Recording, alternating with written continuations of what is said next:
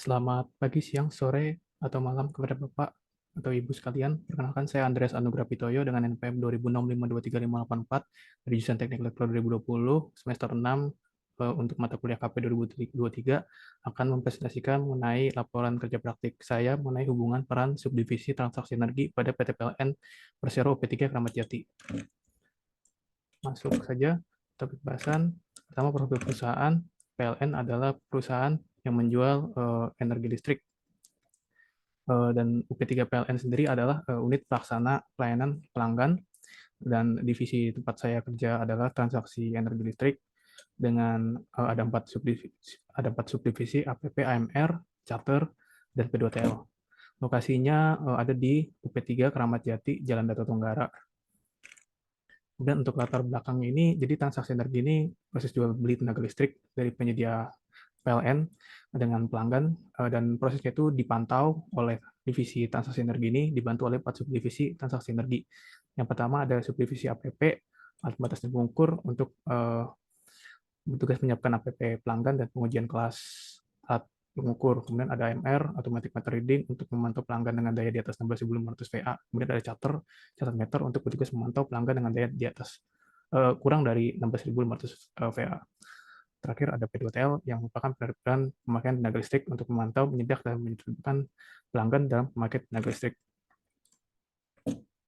Jadi dalam proses transaksi ini, nggak semua energi listrik berhasil terjual ke pelanggan, ada juga energi listrik yang tidak terjual ke pelanggan, yang merupakan susut daya atau losses. Losses itu ada dua jenis, yaitu susut teknis, yaitu rugi-rugi mesin, karena panas, resistansi, dan ada juga yang non-teknis, ya karena kesalahan administratif atau juga pencurian listrik. Pendataan PLN ini dipengaruhi oleh susut karena energi yang seharusnya dibayar malah tidak terbayar. Dan kerja praktik kali ini untuk mengamati bagaimana peranan antar subdivisi dalam memantau proses transaksi energi listrik. Next, divisi dan subdivisi untuk lebih lengkapnya. Pertama, transaksi energi ini seperti yang tadi dijelaskan untuk memantau proses berjalannya jual beli energi listrik dari PLN ke pelanggan. Nanti masukan atau pendapatan PLN itu salah satunya dari sini. Kemudian di sini juga punya target menurunkan nilai susut agar kerugian berkurang. Next, ini salah satu subdivisinya adalah APP, alat pengukur dan pembatas. Jadi alat pengukur yang dimaksud adalah kWh meter untuk mengukur energi listrik yang dipakai. Terus alat pembatasnya adalah untuk membatasi arus listrik yang mengalir, yaitu relay atau MCB. Skala meter ada yang pasca bayar, jadi pakai listrik dulu, bayarnya di akhir. Nah, ada juga yang prabayar, itu bayar dulu di awal, terus setelah baru bisa listrik dipakai. Next, APP ini juga penting untuk tahu cara kerja kWh meter, jadi kita bisa menyelidiki kerusakan atau menilai anomali kWh meter. Untuk kWh meter analog satu fase itu dia bekerja menggunakan prinsip medan elektromagnetik. Jadi nanti dia akan menggerakkan oleh gaya Lorentz nanti sesuai dengan ukuran dari piringan-piringannya. Kemudian kalau kWh meter digital satu fase ini dia bekerja dengan menggunakan sensor-sensor. Jadi sensor akan mendapatkan scaling nilai analog nanti diubah ke digital lalu dimasukkan menjadi outputnya terbaca nilai output sensor. Kemudian untuk KPP ini ada temuan-temuan subdivisi P2TL, kerusakan atau laporan kWh meter rusak itu bakal diperiksa oleh APP di lab Tera. Salah satunya untuk menyelidiki deviasi error kWh meter. Terus penting juga menjaga nilai error kWh meter tetap pada kelasnya masing-masing agar PLN atau pelanggan tidak rugi. Next ada AMR, jadi AMR ini Automatic Meter Reading, ini melayani pelanggan dengan daya di atas 16.500 VA, dan dia ini bekerja dengan memantau energi listrik pakai website Amikon.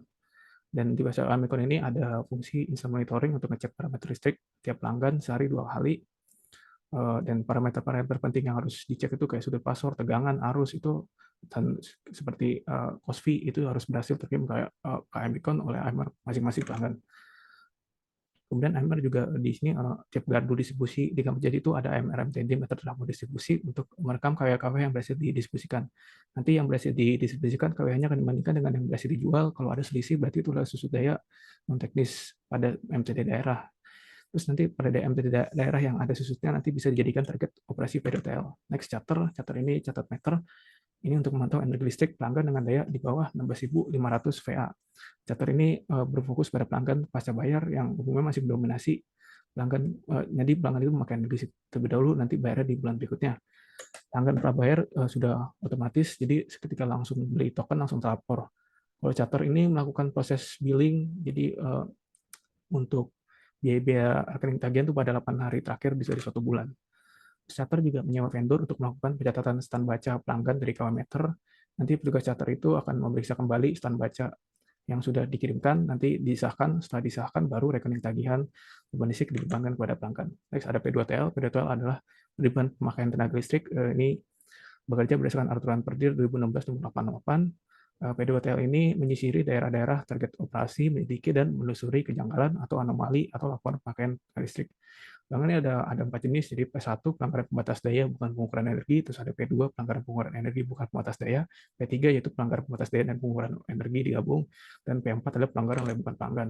Nanti pelanggaran yang dilakukan pelanggar dapat mempengaruhi jumlah energi listrik yang bisa dijual, itu bisa menyebabkan kerugian pendapatan. Dan pelanggar yang terbukti melakukan pelanggaran akan terkena denda dan dendanya menjadi pemasukan P2TL. Nah, jadi kegiatan dan subdivisi dan pembahasannya, pertama kegiatan APP ini menyelidiki deviasi error KW meter pakai Leptera. Jadi tiap KW meter yang dipegang pelanggan itu harus memenuhi standar error kelasnya agar tidak ada kerugian di pihak PLN atau pelanggan. APP juga menerima aduan pelanggan dari lewat Yantek, pelayanan gangguan teknis, nanti salah satunya pendataan KWH sisa pada KW meter rusak agar KW-nya bisa dikembalikan kepada pelanggan. Terus APP juga mendata dan menginput informasi pelanggan digitalisasi agar tim lapangan mudah mencari pelanggan. Seperti untuk mengganti alat APP tips per tahun sekali.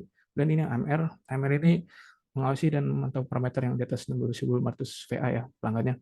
Yang diawasi itu tegangan, arus, dan sudut pasor.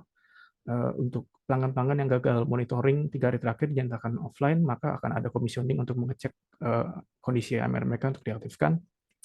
Terus AMR juga menghitung dan mengolah data-data pelanggan AMR, mengolah juga data-data trafo distribusi MTD. Nanti sisi KWH MTD dengan KWH terjual ada susut daya. Susut daya itu bisa karena anomali atau bisa juga karena pelanggaran. Nanti daerah yang baik susut dayanya menjadi target operasi. Kemudian ada kegiatan charter.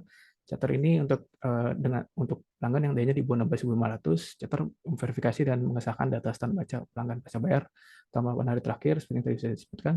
Jadi data stand baca yang diinput petugas vendor lapangan itu bisa aja salah, maka harus ada verifikasi lagi untuk menghindari pembayaran yang salah. Terus stand baca yang pola pemakaian KWH yang mencurigakan itu akan diperiksa petugas untuk memastikan tidak ada kerusakan, anomali, atau pelanggaran. Terakhir, charter juga sedang dalam perencanaan membuat peta mapping, periksa KWH meter digital, pengecekan fisik dan fungsi setahun 2 kali. Ada kegiatan P2TL. P2TL menceritakan pemakaian tenaga listrik. P2TL ini menyusuri daerah-daerah Kramat Jati dan memeriksa kelistrikan terkhusus daerah target operasi. Jadi kalau misalnya ada anomali kelistrikan, maka persil pelanggan itu akan diperiksa lebih lanjut. Kalau ada pelanggaran, maka pelanggan terkena denda P2TL.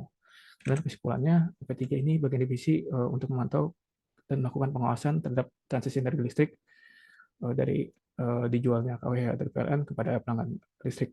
Perannya sebagai kasir dan pengawas. Dan ini ada susut daya, merupakan energi yang tidak berhasil terjual, dan transaksi energi punya tujuan menekan susut. Terus dan jaga tugasnya dibantu oleh APP, AMR, Charter, dan P2TL. Untuk APP, petugas menyediakan alat pengukur, pembatas, terus Tera untuk menyelidiki deviasi error. Kemudian AMR itu petugas memantau transaksi energi pada pelanggan dengan daya di atas 16.400 VA. Kemudian gardu divisi itu tiap gardu divisi di Kramat Jati dipasangkan AMR MTD untuk memantau dan merekam pemakaian daya oleh gardu distribusi, sehingga datanya itu bisa diolah untuk menghitung susut daya. Lanjut lagi, data ini bisa dipakai untuk target operasi P2TL. Kemudian untuk charter ini bertugas memantau transaksi energi pelanggan daya di bawah 16.500 VA dengan alat pengukur digital maupun analog.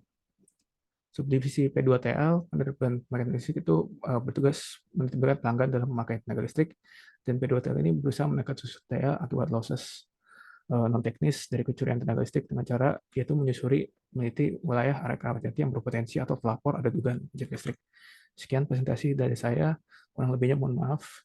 Terima kasih.